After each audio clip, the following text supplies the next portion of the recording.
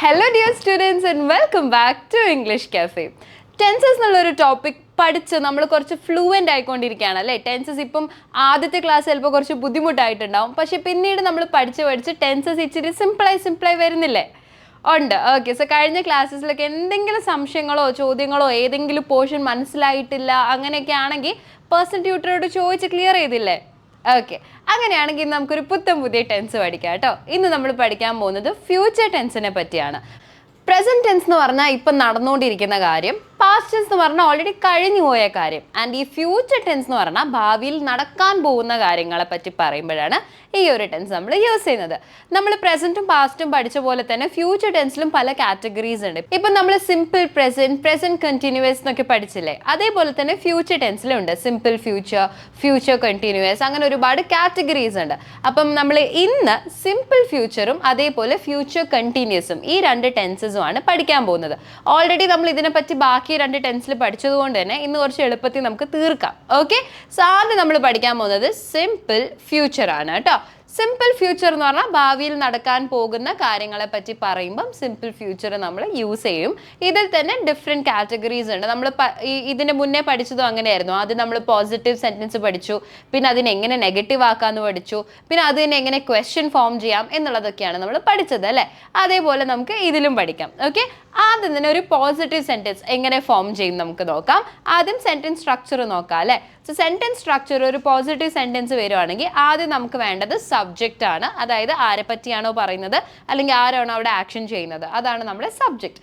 അത് കഴിഞ്ഞ് കഴിഞ്ഞാൽ ഈ ഫ്യൂച്ചർ ടെൻസ് എന്ന് പറയുമ്പം എല്ലായ്പ്പോഴും നിങ്ങൾ കണ്ടുവരുന്ന ഒരു വേർഡ് ആയിരിക്കും വിൽ എന്നുള്ളത്. അപ്പം ഫ്യൂച്ചർ ടെൻസ് വരുമ്പം എപ്പോഴും വിൽ എന്നുള്ളൊരു വേർഡ് നിങ്ങൾക്ക് കാണാനായിട്ട് സാധിക്കും.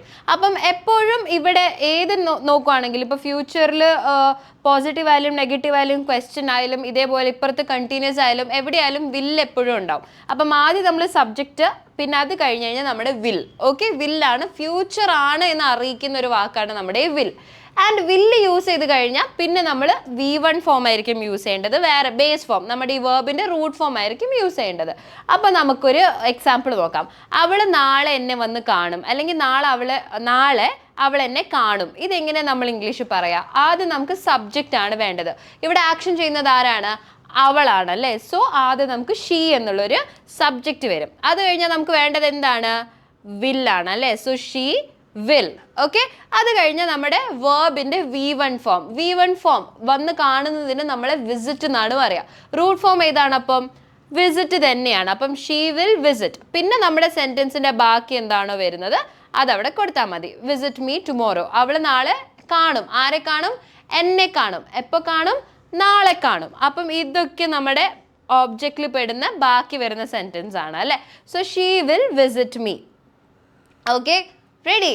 അപ്പം ഇങ്ങനെയാണ് നമ്മളൊരു പോസിറ്റീവ് സെൻറ്റൻസ് ഉണ്ടാക്കുക. ഇനി ഇതിനെ തന്നെ നെഗറ്റീവ് ആക്കണമെന്നുണ്ടെങ്കിലോ വളരെ സിമ്പിളാണ്. വിൽ സബ്ജക്റ്റ് അതേപോലെ കൊടുക്കുക, വില്ല് കൊടുക്കുക, V1 കൊടുക്കുക. പക്ഷെ ചെറിയൊരു വ്യത്യാസമേ ഉള്ളൂ. വില്ലിന് ശേഷം നമ്മളൊരു നോട്ട് ചേർത്ത് കൊടുക്കണം. നമ്മൾ കഴിഞ്ഞ ടെൻസസിലെല്ലാം അത് പഠിച്ചിട്ടുണ്ട് അല്ലേ. നെഗറ്റീവ് ആക്കണമെങ്കിൽ അവിടെ എന്ത് വേണം? നോട്ട് വേണം. പ്രസൻറ്റിലും പാസ്റ്റിലും എല്ലാം നമ്മൾ നെഗറ്റീവ് സെൻറ്റൻസിൽ ഇത് പഠിച്ചായിരുന്നു അല്ലേ, നോട്ട് ആഡ് ചെയ്തിട്ടുണ്ട്. സോ ഇവിടെ അതേപോലെ തന്നെ, പക്ഷെ വെറും നോട്ടല്ല, ഇവിടെ ഫ്യൂച്ചറിലുള്ള നെഗറ്റീവ് ആയതുകൊണ്ട് വിൽ നോട്ട് എന്നാണ് ആഡ് ചെയ്യേണ്ടത്. എന്താ പറയേണ്ടത്? Will not. ക്ലിയർ? അപ്പം അത് കഴിഞ്ഞ് കഴിഞ്ഞാൽ പിന്നെ നമ്മുടെ V1 ഫോമും പിന്നെ സെൻറ്റൻസിൻ്റെ ബാക്കി എന്താണോ അത് അതേപോലെ ആഡ് ചെയ്താൽ മതി. അതിൽ വ്യത്യാസമൊന്നുമില്ല. അപ്പോൾ നമുക്ക് എക്സാമ്പിൾ നോക്കാം. ആദ്യം സബ്ജക്റ്റ് ആണ് ഷീ.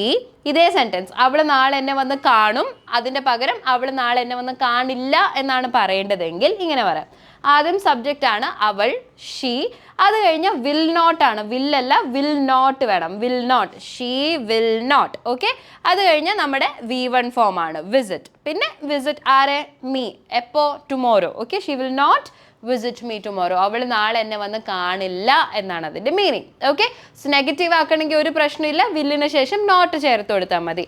ഇനി ക്വസ്റ്റ്യൻ ആക്കണം എന്നുണ്ടെങ്കിലോ അതും വളരെ സിമ്പിളാണ്. ഇവിടെ subject plus will plus V1 അല്ലേ.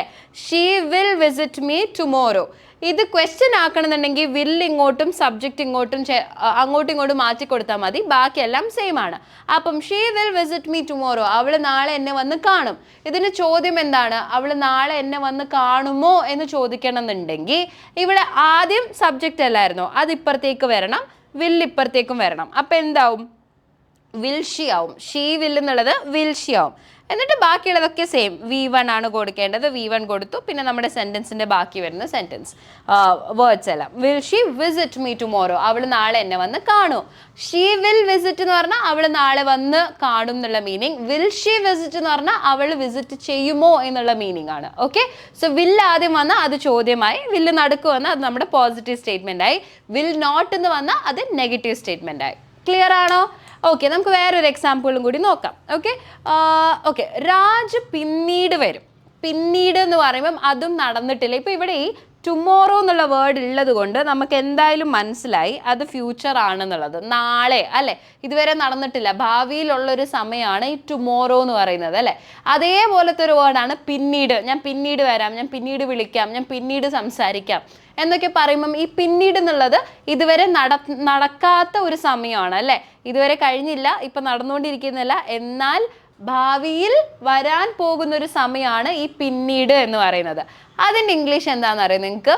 പിന്നീട് എന്നതിന് നമ്മൾ ഇംഗ്ലീഷിൽ ലേറ്റർ എന്നാണ് പറയുക. എന്താ പറയുക? ലേറ്റർ. അപ്പം ഈ ലേറ്റർ എന്നുള്ളതും നമ്മുടെ ഈ ഫ്യൂച്ചർ ടെൻസിൽ നമ്മൾ പൊതുവേ യൂസ് ചെയ്യുന്ന ഒരു വേർഡാണ്. ഏതാണ്? ലേറ്റർ. ഓക്കെ, സോ രാജ് പിന്നീട് വരും. രാജ് പിന്നീട് വരും. ഇതെങ്ങനെ നമ്മൾ ഇംഗ്ലീഷിൽ പറയാ?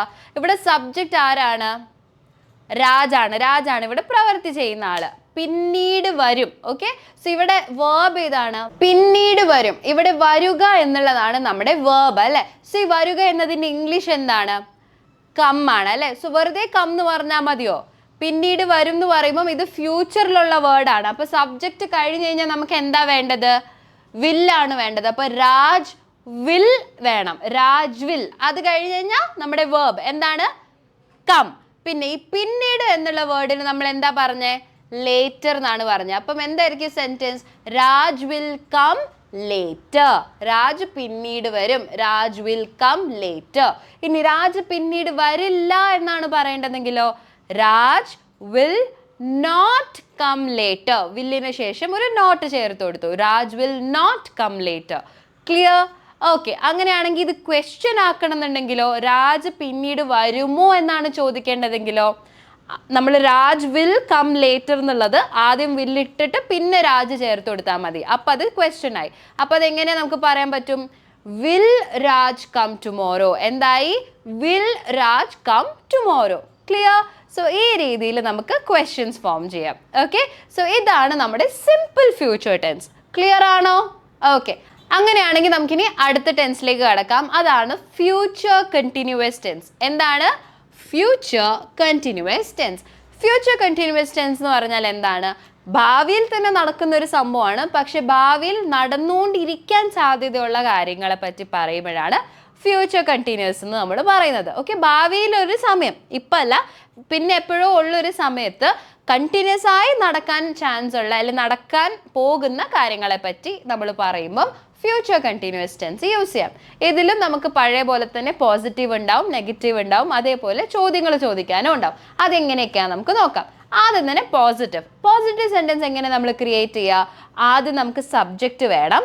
പിന്നെ കണ്ടിന്യൂസ് ആയതുകൊണ്ട് ഇവിടെ വെറുതെ വില്ലും പിന്നെ V1 ഫോമും അല്ലേ ചേർത്ത് കൊടുത്തേ. പക്ഷെ കണ്ടിന്യൂസ് ആവുന്ന സമയത്ത് വില്ലിൻ്റെ കൂടെ നമ്മൾ ചേർക്കേണ്ട ഒരു വേർഡാണ് ബി. എന്താണ്? ബി. വെറും വില്ലല്ല, വിൽ ബി എന്ന് വേണം ചേർക്കാനായിട്ട്. എന്താ ചേർക്കുക? Will be. അപ്പം സബ്ജക്റ്റ് കഴിഞ്ഞാൽ വിൽ ബി വരും. അത് കഴിഞ്ഞ് കഴിഞ്ഞാൽ നമ്മുടെ വേർബാണ്. പക്ഷെ വേർബ് വെറുതെ ചേർത്താൽ മതിയോ? നമ്മൾ പ്രസന്റ് കണ്ടിന്യൂസിലും പാസ്റ്റ് കണ്ടിന്യൂസിലും എല്ലാം ഇത് പഠിച്ചിട്ടുണ്ട്. കണ്ടിന്യൂസ് ടെൻസ് ആണെങ്കിൽ അവിടെ വേർബിൻ്റെ കൂടെ നമ്മൾ എന്താ ആഡ് ചെയ്യേണ്ടത്? ING എന്നുള്ളൊരു ലെറ്റേഴ്സ് ആഡ് ചെയ്യണം അല്ലേ. കം എന്നുള്ളത് കമ്മിങ് ആവും അല്ലേ, ഗോ എന്നുള്ളത് ഗോയിങ് ആവും, സിംഗ് എന്നുള്ളത് എന്താവും? സിംഗിങ് ആവും അല്ലേ. എല്ലാത്തിൻ്റെ അവസാനം ING ചേർത്ത് കൊടുത്താൽ അത് കണ്ടിന്യൂസ് ആയി. അത് പ്രസന്റ് കണ്ടിന്യൂസിലും അങ്ങനെയാണ്, പാസ്റ്റ് കണ്ടിന്യൂസിലും അങ്ങനെയാണ്. അങ്ങനെയാണെങ്കിൽ ഫ്യൂച്ചറിലും അങ്ങനെയാണോ?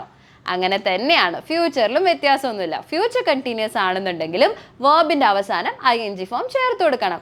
അപ്പം ഇവിടെ വില്ലിൻ്റെ കൂടെ ഒരു ബി ചേർത്ത് കൊടുത്തതിൻ്റെ ശേഷം ING ഫോം യൂസ് ചെയ്യുക. ഓക്കെ, സോ ആദ്യം സബ്ജക്റ്റ് വരും, പിന്നെ നമ്മുടെ വിൽ ബി വരും, പിന്നെ വേർബിൻ്റെ ING form. Clear? Okay, so അങ്ങനെയാണെങ്കിൽ നമുക്കൊരു എക്സാമ്പിൾ നോക്കാം. അവൾ 8 മണിക്ക് പഠിച്ചുകൊണ്ടിരിക്കുകയായിരിക്കും എന്നാണ് ഞാൻ പറയേണ്ടത്. അവൾ 8 മണിക്ക് പഠിച്ചുകൊണ്ടിരിക്കുകയായിരിക്കും. അത് ഫ്യൂച്ചറിൽ നടക്കാവുന്ന കാര്യമാണ്, പക്ഷെ അവൾ കണ്ടിന്യൂസ്ലി പഠിച്ചുകൊണ്ടിരിക്കുകയായിരിക്കും എന്നാണ് ഞാൻ പറയേണ്ടത്. ഇത് ഇംഗ്ലീഷിൽ പറയാൻ വേണ്ടി ആദ്യം നമുക്ക് സബ്ജക്റ്റ് വേണം. അപ്പം അവളെ പറ്റിയാണ് നമ്മൾ പറയുന്നത്. സോ ഷീ എന്ന് വന്നു. അത് കഴിഞ്ഞ് കഴിഞ്ഞാൽ നമുക്ക് വിൽ ബി വേണമെന്ന് അറിയാം അല്ലേ? സോ ഞാൻ വിൽ ബി ആഡ് ചെയ്തു. അത് കഴിഞ്ഞ് കഴിഞ്ഞാൽ പഠിക്കുക എന്നുള്ളതിൻ്റെ ING ഫോമാണ് വേണ്ടത്. പഠിക്കുക എന്നുള്ളതിൻ്റെ ഇംഗ്ലീഷ് എന്താണ്? സ്റ്റഡി ആണ്. പക്ഷെ വെറും സ്റ്റഡി എന്ന് എഴുതിയാൽ മതിയോ ഇവിടെ? അല്ല, ഇവിടെ നമുക്ക് ING ഫോമാണ് വേണ്ടത്. അപ്പം സ്റ്റഡിയിങ് എന്നാണ് പറയേണ്ടത്. 8 മണി എന്ന് പറയുമ്പം at 8 PM എന്നാണ് പറയേണ്ടത്. സമയത്തിൻ്റെ കൂടെ എല്ലാം നമ്മൾ at എന്നുള്ള പ്രപ്പോസിഷനാണ് യൂസ് ചെയ്യുക. നമ്മൾ ഓൾറെഡി പഠിച്ച കാര്യമാണ് അല്ലേ? ഓർക്കുന്നില്ലേ? പ്രപ്പോസിഷൻസിൻ്റെ ക്ലാസ്സിൽ നമ്മൾ പഠിച്ചതാണ്. ഓക്കെ, സോ എപ്പോഴും ഒരു സമയം പറയുമ്പം അതിൻ്റെ മുന്നേ at ആണ് യൂസ് ചെയ്യേണ്ടത്. She will be studying at 8 PM. Clear? Okay, so ഇവിടെ വിൽ ബി കഴിഞ്ഞു. അത് കഴിഞ്ഞാൽ നമ്മുടെ വേർബിൻ്റെ ING. അപ്പം ബേസിക്കലി ഇത്രയാണ് നമ്മുടെ ഫ്യൂച്ചർ കണ്ടിന്യൂസിൽ നമ്മൾ ഓർത്തി വെക്കേണ്ട കാര്യങ്ങൾ. വിൽ ബിയും അതേപോലെ വേർബിൻ്റെ ING ഫോമും. ക്ലിയർ?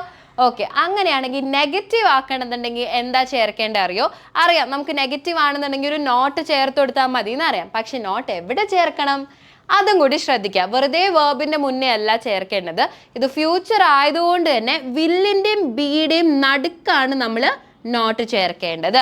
വിൽ നോട്ട് ബി എന്നാവും. വിൽ ബി എന്ന് പറഞ്ഞാൽ പോസിറ്റീവ് ആണ്, വിൽ നോട്ട് ബി എന്ന് പറഞ്ഞാൽ നെഗറ്റീവ് ആണ്. അപ്പം ആദ്യം സബ്ജക്റ്റ് വന്നു, പിന്നെ നമ്മുടെ വിൽ നോട്ട് ബി വന്നു, പിന്നെ നമ്മുടെ വേർബിൻ്റെ ING ഫോം വന്നു. അവൾ 8 മണിക്ക് പഠിക്കുകയായിരിക്കില്ല എന്നെങ്ങനെയാ പറയാ? She will not be studying at 8 PM. ആദ്യം സബ്ജക്റ്റ് വന്നു, പിന്നെ വിൽ നോട്ട് ബി വന്നു, വേർബിൻ്റെ ING ഫോം സ്റ്റഡി എന്നുള്ളത് സ്റ്റഡിയിങ് ആയി, പിന്നെ സെൻറ്റൻസിൻ്റെ ബാക്കി at 8 PM. ഓക്കെ, ക്ലിയർ ആണോ? ഓക്കെ, സോ വെറുതെ പോസിറ്റീവ് ആണെങ്കിൽ വിൽ ബി, നെഗറ്റീവ് ആണെങ്കിൽ വിൽ നോട്ട് ബി. ഇതെല്ലാം ഏത് ടെൻസിലാണ്? കണ്ടിന്യൂസ് ടെൻസിൽ വരുമ്പോഴാണ് ഇത് ശ്രദ്ധിക്കേണ്ടത് കേട്ടോ. വിൽ ബിയും വിൽ നോട്ട് ബിയും. അങ്ങനെയാണെങ്കിൽ ക്വസ്റ്റ്യൻ എങ്ങനെയാണ് നമ്മൾ ആഡ് ചെയ്യുക, എങ്ങനെയാണ് ഫോം ചെയ്യുക? ഫ്യൂച്ചർ കണ്ടിന്യൂസ് ടെൻസിൽ ക്വസ്റ്റ്യൻ എങ്ങനെയാണ് ഫോം ചെയ്യുക നമുക്ക് നോക്കാം. ആദ്യം ഇവിടെയുള്ള പോലെ തന്നെയാണ് കേട്ടോ. ആദ്യം നമുക്ക് വില്ല് വേണം, പിന്നെ സബ്ജക്റ്റ് വേണം. ബി അവിടെ തന്നെ. ബിക്ക് പ്രത്യേകിച്ച് മാറ്റങ്ങളൊന്നുമില്ല. സബ്ജക്റ്റും വില്ലും മാത്രം അങ്ങോട്ടും ഇങ്ങോട്ടും മാറ്റി കൊടുത്താൽ മതി. വില്ല് ഇങ്ങോട്ട്, സബ്ജക്റ്റ് അങ്ങോട്ട്, പിന്നെ പ്ലസ് ബി വേർബിൻ്റെ ING ഫോം. ബാക്കിയെല്ലാം അതേപോലെ. ഇപ്പം അവൾ 8 മണിക്ക് പഠിക്കുകയായിരിക്കുമോ എന്നെങ്ങനെയാണ് ചോദിക്കുക? ആദ്യം നമുക്ക് വില്ല് വേണം, പിന്നെ നമ്മുടെ സബ്ജക്റ്റ് വേണം, പിന്നെ ബി എന്നുള്ളൊരു വേർഡ് വേണം, പിന്നെ വേർബിൻ്റെ ING ഫോം, പിന്നെ സെൻറ്റൻസിൻ്റെ ബാക്കി. Clear? Will she be studying at 8 PM. എന്താണ്? Will she be studying at 8 PM. Clear? Same ആണ്. സബ്ജക്റ്റും plus will plus be plus വേർബിൻ്റെ ING ഫോമാണ് പോസിറ്റീവ്ലി പഠിച്ചത്. അത് ക്വസ്റ്റ്യൻ ആക്കണമെന്നുണ്ടെങ്കിലോ വില്ല് ഇപ്പുറത്തേക്ക്, സബ്ജക്റ്റ് അപ്പുറത്തേക്ക്. ബാക്കി ബിയും വേർബിൻ്റെ ING ഫോമും ബാക്കി വരുന്ന സെൻറ്റൻസിൻ്റെ ബാക്കി എല്ലാം ഒരേപോലെ, അതിൽ മാറ്റങ്ങളൊന്നുമില്ല. ക്ലിയർ? ഷീ വിൽ എന്നുള്ളത് വിൽ ഷീ. ഓക്കെ, അത്രേ മാറ്റമുള്ളൂ. അത് കഴിഞ്ഞിട്ട് കണ്ടിന്യൂസ് ആകുമ്പം ഒരു ബി ചേർക്കണം. ഇപ്പുറത്ത് വെറുതെ ആണെന്നുണ്ടെങ്കിൽ ഇവിടെ ബി ഒന്നും വേണ്ട, അതേപോലെ ചേർത്താൽ മതി. ഇവിടെ ബിയും അതേപോലെ വേർബിൻ്റെ ING ഫോമുമാണ് ചേർക്കേണ്ടത്. ഓക്കെ, സോ ഇത് നമുക്ക് നേരത്തെ ഒരു എക്സാമ്പിളും കൂടി നമ്മൾ പഠിച്ചില്ലേ? Raj will visit later, Raj will come later എന്നുള്ളത്. അത് നമുക്ക് കണ്ടിന്യൂസിലും കൂടി നോക്കാം. ഓക്കെ, ഇത് കണ്ടിന്യൂസിലാണ് പറയേണ്ടതെങ്കിൽ ആദ്യം നമുക്ക് സബ്ജക്റ്റ് വേണം, പിന്നെ വിൽ ബി വേണം, പിന്നെ വേർബിൻ്റെ ING വേണം. ഇവിടെ നമ്മുടെ സബ്ജക്റ്റ് ആരാണ്? രാജാണ്. അപ്പോൾ രാജ് പ്ലസ് എന്താ വേണ്ടത്? വിൽ ബി ആണ്. അപ്പോൾ Raj plus will B, Raj will be. പിന്നെ വേർബ് ഏതാ? വരിക എന്നുള്ളതിൻ്റെ ഇംഗ്ലീഷ് എന്താണ്? കം ആണ് അല്ലേ? കമ്മിൻ്റെ കൂടെ എന്ത് വേണം? ING വേണം, കമ്മിങ് വേണം. അപ്പം രാജ് വിൽ ബി കമ്മിങ്. പിന്നീട് എന്നുള്ളതിന് എന്താ പറയുക? നമ്മൾ പഠിച്ചതാണ് later. So Raj will be coming later. Clear? So ഈ രീതിയിൽ കണ്ടിന്യൂസ് ടെൻസ് നമുക്ക് ഫോം ചെയ്യാം. ഇതിനെ നെഗറ്റീവ് ആക്കണമെന്നുണ്ടെങ്കിലോ Raj will not be coming later. Raj will not be coming later. Question ആക്കണമെന്നുണ്ടെങ്കിലോ ആദ്യം വില്ല് വേണം, പിന്നെ നമ്മുടെ സബ്ജക്റ്റ് വേണം. വിൽ രാജ്. പിന്നെ എന്താ വേണ്ടത്? ബി ആണ് വേണ്ടത്. Will Raj be coming later. Okay, Raj പിന്നീട് വരികയായിരിക്കും എന്നാണ് ചോദിച്ചേക്കുന്നത്. Will Raj be coming later. Clear? So ഈ രീതിയിൽ നമുക്ക് ഫ്യൂച്ചർ കണ്ടിന്യൂസ് ടെൻസിൽ ക്വസ്റ്റ്യൻസ് ഫോം ചെയ്യാം. ക്ലിയർ ആണോ? ഓക്കെ, സോ ഇത്രയേ ഉള്ളൂ നമ്മുടെ ഇന്നത്തെ ക്ലാസ്. സോ നമുക്കിനി റിവൈസ് ചെയ്യാം. ഓക്കെ, സോ ആദ്യം നമ്മൾ പഠിച്ചത് സിമ്പിൾ ഫ്യൂച്ചർ എവിടെ യൂസ് ചെയ്യുന്നതാണ്, ഫ്യൂച്ചറിൽ അതായത് ഭാവിയിൽ നടക്കാൻ പോകുന്ന കാര്യങ്ങളെ പറ്റി പറയുമ്പോഴാണ് സിമ്പിൾ ഫ്യൂച്ചർ യൂസ് ചെയ്യുക. അതിൽ പോസിറ്റീവ് ഉണ്ട്, നെഗറ്റീവ് ഉണ്ട്, അതേപോലെ ഒരു ചോദ്യം ചോദിക്കാനുള്ള ഒരു സിറ്റുവേഷൻ കൂടി ഉണ്ടാവും. പോസിറ്റീവ് ആണെങ്കിൽ സബ്ജക്റ്റും വില്ലും പിന്നെ നമ്മുടെ V1 ഫോമും സിമ്പിളാണ്. നെഗറ്റീവ് ആണെങ്കിൽ വില്ലിന് ശേഷം നോട്ട് ചേർത്ത് കൊടുക്കുക, വേറെ ചേഞ്ചസ് ഒന്നുമില്ല. ക്വസ്റ്റ്യൻ ആണെങ്കിൽ ആദ്യം വില്ല് വരും പിന്നെ നമ്മുടെ സബ്ജക്റ്റ് വരും, അത്രയേ ഉള്ളൂ. ഫ്യൂച്ചർ കണ്ടിന്യൂസ് ആണെങ്കിലോ സബ്ജക്റ്റ് കഴിഞ്ഞ് കഴിഞ്ഞാൽ നമ്മുടെ വില്ലിൻ്റെ കൂടെ ഒരു ബി ചേർത്ത് കൊടുക്കുക, subject plus will B. Okay, അത് കഴിഞ്ഞ് കഴിഞ്ഞാൽ കണ്ടിന്യൂസ് ആയതുകൊണ്ട് തന്നെ വേർബ് വെറുതെ യൂസ് ചെയ്യരുത്, വേർബിൻ്റെ കൂടെ ING ഫോം യൂസ് ചെയ്യണം. Subject plus will be plus വേർബിൻ്റെ ING. നെഗറ്റീവ് ആണെങ്കിലോ വില്ലിൻ്റെയും ബിയുടെയും നടുക്കായിട്ട് ഒരു നോട്ട് ചേർത്ത് കൊടുക്കുക, വിൽ നോട്ട് ബി എന്നാവും. സബ്ജക്റ്റ് കഴിഞ്ഞ് കഴിഞ്ഞാൽ വിൽ നോട്ട് ബി, അത് കഴിഞ്ഞാൽ വേർബിൻ്റെ ING ഫോം. ക്വസ്റ്റ്യൻ ആണെങ്കിലോ ആദ്യം വില്ല് വരും പിന്നെ സബ്ജക്റ്റ് വരും പിന്നെ ഒരു ബി വരും, അത് കഴിഞ്ഞ് കഴിഞ്ഞാൽ വേർബിൻ്റെ ING ഫോം. ഇവിടെ ഉള്ള പോലെ തന്നെ സബ്ജക്റ്റ് കഴിഞ്ഞ് വിൽ ബി ആണ്, വില്ല് ഇങ്ങോട്ട് വരും സബ്ജക്റ്റ് അങ്ങോട്ടും വരും, പിന്നെ ബിയും വേർബിൻ്റെ ING ഒക്കെ അതേപോലെ. ഇങ്ങനെ നമുക്ക് ഡിഫറെൻറ്റ് ടെൻസിൽ ഡിഫറെൻറ്റ് സിറ്റുവേഷനിൽ ക്വസ്റ്റ്യൻസും പോസിറ്റീവും നെഗറ്റീവും എല്ലാം സെൻറ്റൻസും ഫോം ചെയ്യാനായിട്ട് സാധിക്കും. ക്ലിയർ ആണോ? ഓക്കെ, സോ ഇനിയും ഏതെങ്കിലും പോർഷൻ മനസ്സിലായിട്ടില്ല, എന്തെങ്കിലും സംശയങ്ങൾ ഇനിയും ഉണ്ടെങ്കിൽ പേഴ്സണൽ ട്യൂട്ടറോട് ചോദിച്ച് ക്ലിയർ ചെയ്യാൻ മറക്കരുത്. പ്രത്യേകിച്ച് എന്തെങ്കിലും ഡൗട്ട്സ് ഉണ്ടെങ്കിൽ അത് മനസ്സിൽ വെച്ചിരുന്നാൽ പിന്നെ അത് അടുത്ത ക്ലാസ്സിലേക്ക് വരുമ്പം കുറച്ചും കൂടി അധികം കൺഫ്യൂഷൻ ആവുകയുള്ളൂ. അപ്പം ഉള്ളത് അപ്പം ക്ലിയർ ചെയ്ത് പോവാം കേട്ടോ. അങ്ങനെയാണെങ്കിൽ ഹോംവർക്കും കൂടി തരുന്നുണ്ട്, അതും കൂടി സമയത്തിന് ചെയ്യുക. നമുക്കിനി അടുത്ത ക്ലാസ്സിൽ കാണാം. Till then take care students, by.